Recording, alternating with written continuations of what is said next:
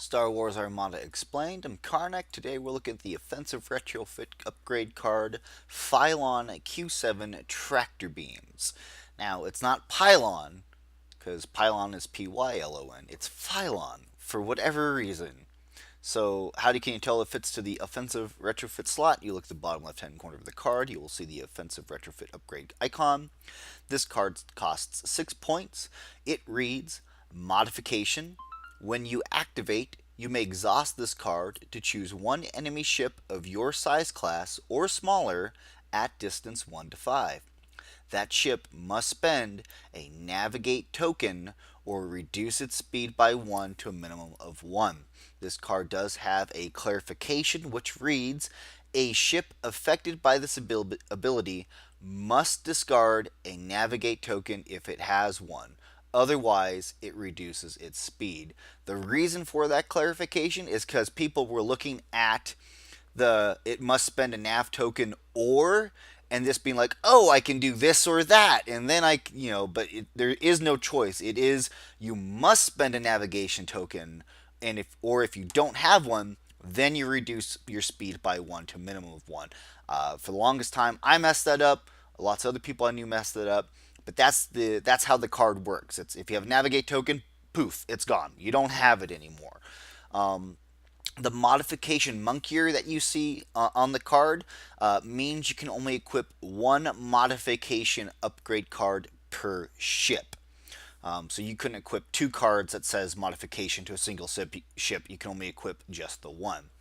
So how does this card work? Well, as soon as you activate, which means it's even before you reveal your command dial, that's the timing, you say this ship is activating and now I'm exhausting this card, and in this example I'm going to target this MC30. Oh, it's got a navigate token on there, so boom, it's gone.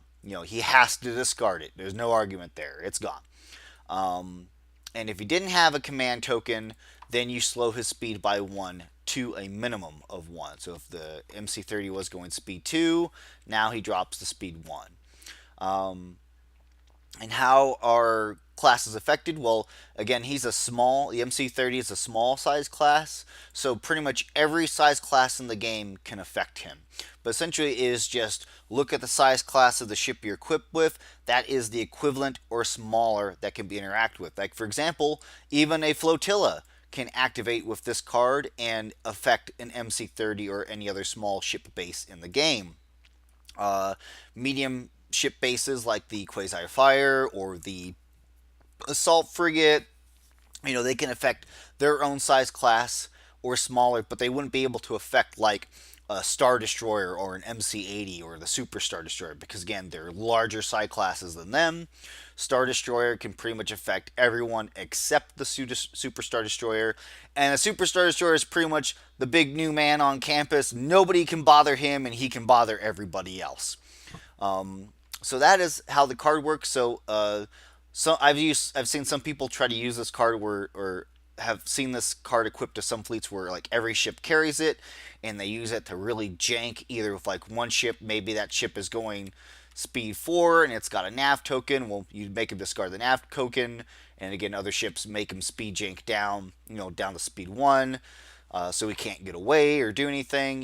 So there's definitely some opponent screwage you can do with him. And again, when measuring in terms of activation for this card, remember it's distance 1 to 5.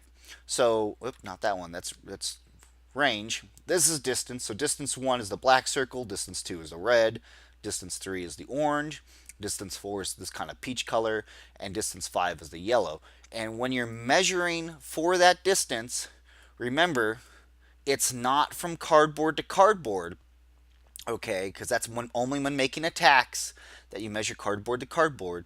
You measure from plastic base to plastic base. So in this example here, I'm not reaching cardboard. I'm just barely touching that plastic. That counts, okay? Because that's the specification. Your ship is included in the plastic base. Now, you don't count shield dials. Okay, shield dials are not considered part of your base except in the purposes of overlap. So you can't range from a shield dial to a shield dial. It has to be from the physical plastic to physical plastic. That's how you range distance for when activating this card. A lot of people, again, try to measure just from cardboard to cardboard, and that's not the case.